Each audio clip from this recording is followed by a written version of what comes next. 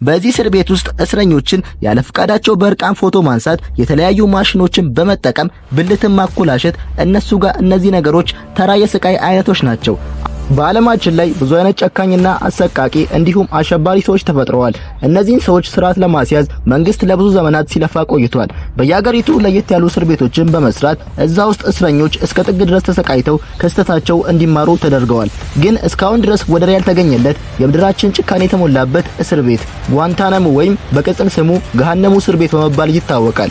ይህ እስር ቤት ገብታችሁ የስቃይን ጥግ ለማየት ከባድ ነው። ምክንያቱም ጓንታናሞ በ2002 እንደ አውሮፓውያን አቆጣጠር በኩባ እና በአሜሪካ ድንበር አካባቢ የተሰራ ሲሆን በዚህ እስር ቤት ውስጥ ህግ የሚባል ነገር ፈጽሞ ቦታ የለውም። እስረኞች እዚህ እስር ቤት ሲገቡ ሙሉ በሙሉ መብት የሚባል ነገር የላቸውም። በዚህ እስር ቤት ውስጥ ያሉ ወታደሮች የሂትለር ዘመዶች ናቸው ብንል ማጋነን አይሆንብንም። ምክንያቱም ፈጽሞ ልብ የሚባል ነገር የላቸውም። በዚህ እስር ቤት ውስጥ ያሉ ወታደሮች ውጪ ላይ መላእክት ሲሆኑ እዚህ ውስጥ ግን የሰይጣን ቀንደኛ ጥሩምባ ነፊ ናቸው። በዚህ እስር ቤት ውስጥ ኩባዊ ሆናችሁ አፍጋናዊ፣ ሜክሲኮዊ ብትሆኑ እነሱ ስለናንተ ጉዳይ የላቸውም። ሁሉንም በተመሳሳይ መንገድ የስቃይን ጥግ ያሳያሉ። አቤት ፍትሃዊ ናቸው ማለት ነው።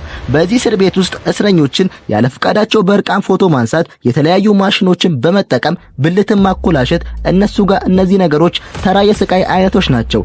አልፎም በፊንጢጣ በኩል ብረት መክተት፣ ግብረ ሶዶም ማድረግ፣ በተጨማሪም ከፍተኛ ፍሪኩዌንሲ በሚለቅ ሞንታርቦ መልቀቅ፣ በዓለማችን ላይ ከፍተኛ ጉዳት የሚያደርሱ መድኃኒቶችን መውጋት የመሳሰሉትን ማድረግ ይዝናኑበታል። የሚገርማችሁ ነገር ይሄ ሁላ የሚካሄደው ዲሞክራሲ ሰፍኖባታል የምትባለው በበለጸጎቿ አሜሪካ ውስጥ ነው። በዚህ እስር ቤት ውስጥ ይሄ ሁላ ሲካሄድ ምን ነው ሰብአዊ መብት ተሟጋች የሚባሉት የት ናቸው ምናምን ልትሉ ትችላላችሁ።